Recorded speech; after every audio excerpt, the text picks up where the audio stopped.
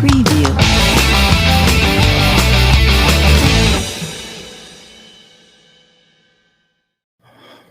All right, Winker. This is like the old days. Pretty much, right? Right. Doing my own board. Doing my own video. Doing everything. Are we up now? Episode 60. Love it. Dude.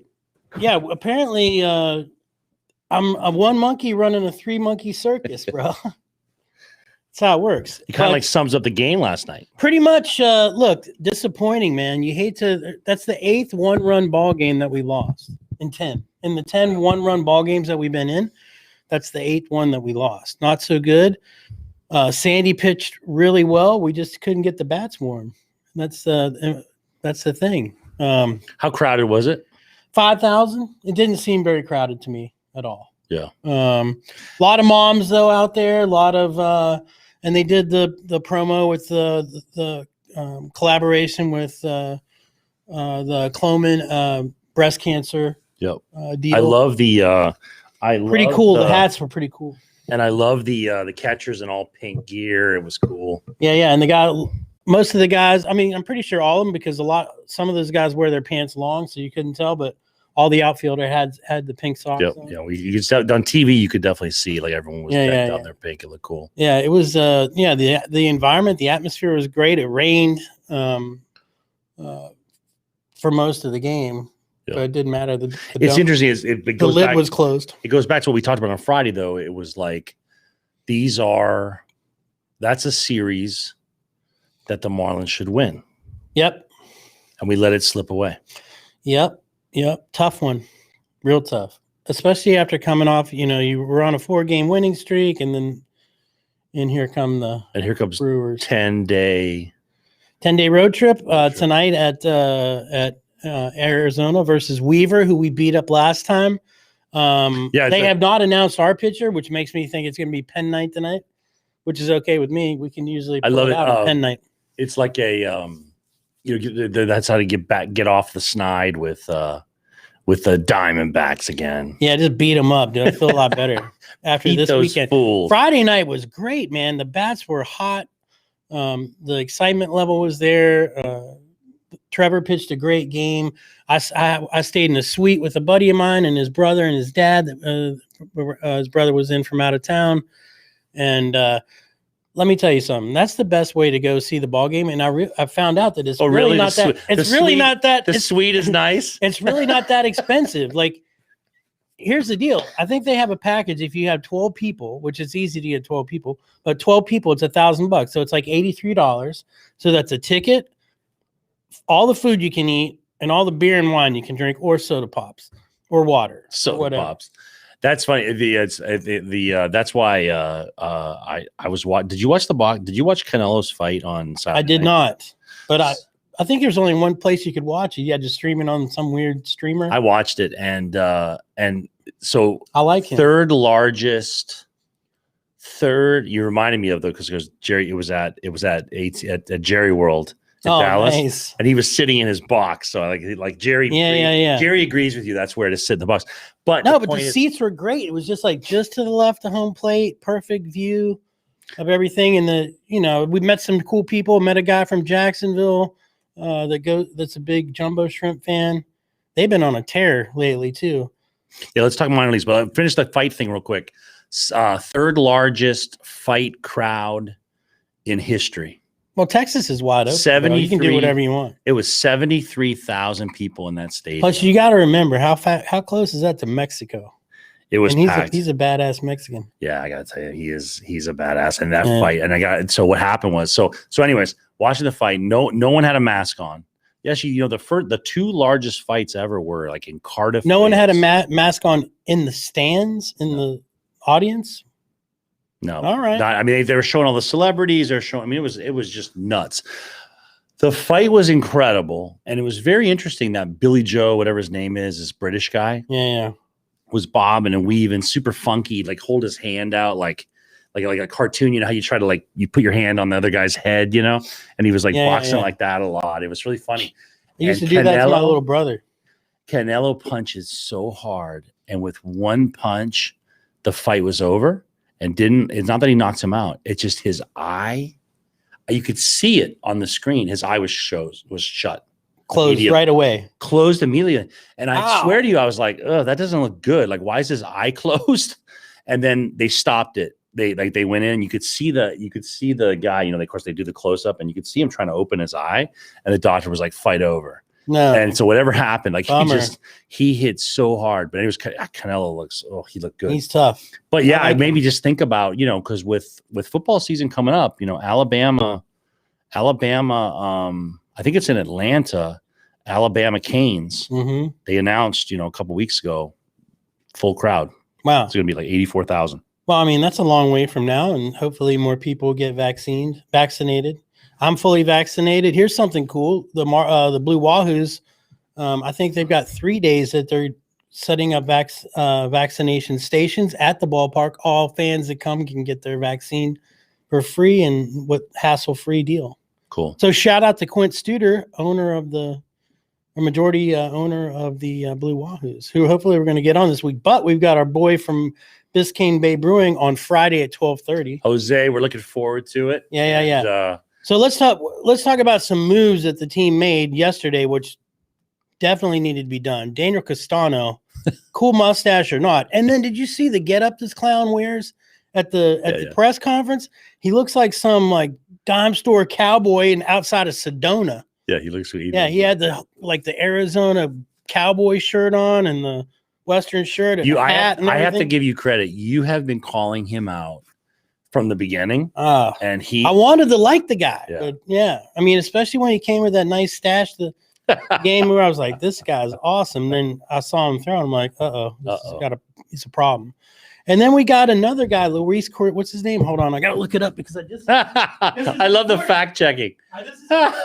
This is super important. Oh, now I got it. We called up. I love leaving the actual sound stage to have to look up something because we got no production today.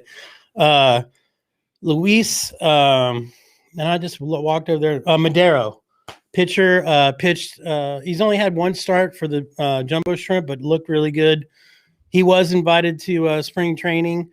I'm not sure what his activity was up there in Jupiter, but we brought him up. So that's another righty for the bullpen, and we'll see what happens. We got to get Sixto back, and we got to get Hernandez back. Here's what I do know: Chisholm and Alfaro both are doing rehab assignments, and will be back with the team within a week. So, yep, it's interesting because maybe at the end of this Joe Rose talks about when he talks baseball on his show, on the Joe Rose show. Mm-hmm. It's kind of like me talking hockey here. Yeah, he's just getting shouted down by what's his name, Hollywood, and the other guy, Zach Krantz, and they just hate it, right? They don't want to hear about it. They just completely complain. Oh man, it's so boring. Sure. And but anyways, he was saying it was a rough weekend, but the Marlins are in the thick of it. Yeah. I mean, even NL East is a mess. Even with those losses, we're still right there. We're all log jammed. Yep, all log jammed. Bunch of teams under 500 and one team above. So yeah, we're gonna get Mike. We gotta get some wins against the Diamondbacks. Look, freaking Cubs swept the Dodgers. So I don't know how powerful they are. I know they're good at their own place. So that could be. And we're gonna get a Mets update and see, because right now I got, what is it? The Phillies and the Nats look the best. Yeah. Although the Nats got beat by the Yanks the other day. Was that on Sunday? Yeah, the Yanks are playing pretty good baseball too now. Yeah, Saturday. Yeah. They're finally coming around. That's but what I'm they're saying. Still under 500. No, but they're playing good the last. Better. Games, better. I do know it's Pablo tomorrow, and then Trevor Rogers on Wednesday. Pablo against Bumgarner this time instead of Rogers, and Rogers versus Zach Callen, which used to play for the Marlins. That guy was part of the Jazz Chisholm trade. Yep. This is his first time to face his old team. Yep. Which will be Wednesday, but he's going to have to face the Titan killer, Trevor Rogers. Yep. Who was pitched awesome on Friday night. So again, to talk about, you think about the rhythm of the season. Think about playing tonight, no break. When did they fly? Yesterday afternoon. So they probably got in midnight late. got in late, and then Just got no to break. rest this morning, and then you're playing tonight. There's just no break. It's just constant. Yeah. Well, I mean, and that's how you get injuries, and that's why you got to be stacked and at some of these, and at least have utility guys that can fill in. It's interesting because I was listening to somebody, I can't remember, I wish I could credit them, but they were talking about how the realignment of the minor leagues is really trying to focus on minimizing. I think they were going from like 12,000 miles traveled per season to 8,000.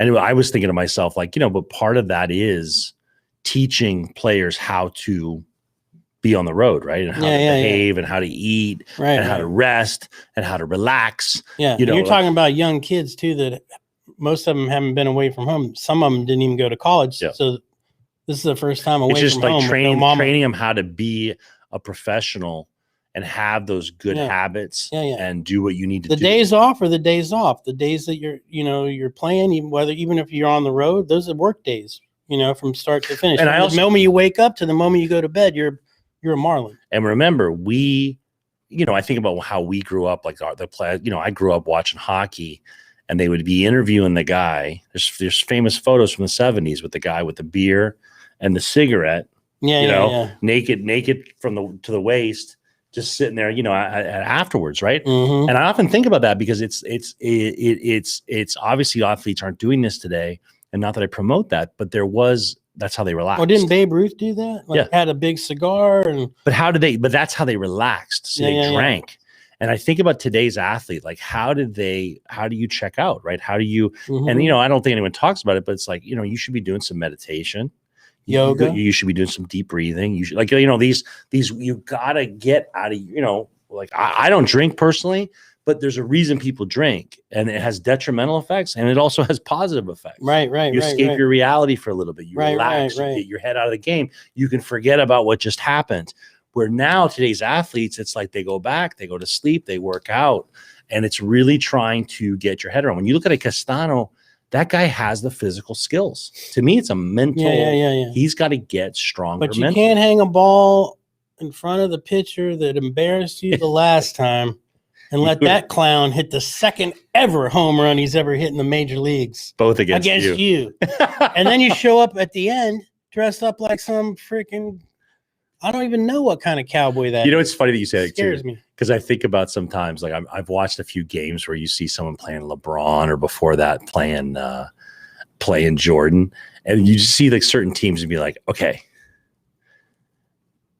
I can't guarantee you that we're going to win this game, but I can tell you something that's not going to happen. Right.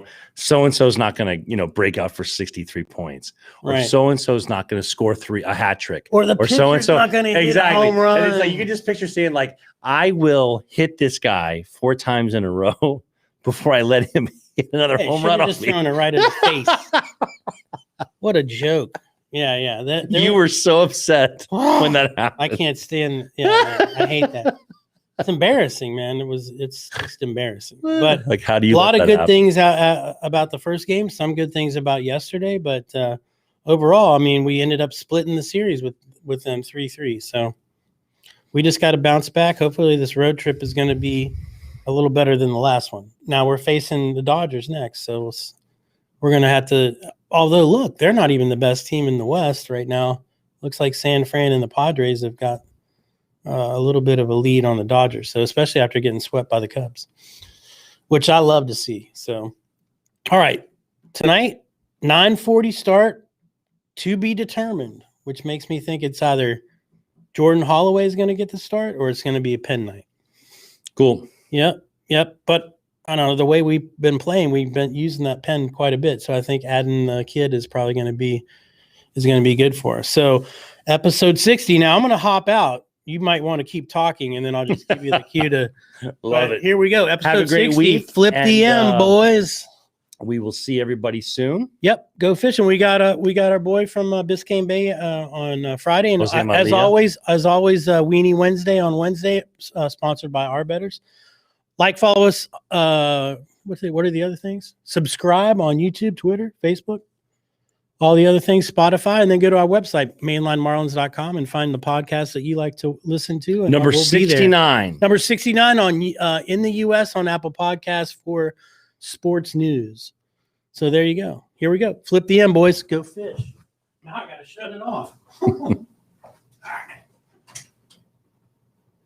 Okay, Winker, you're out. And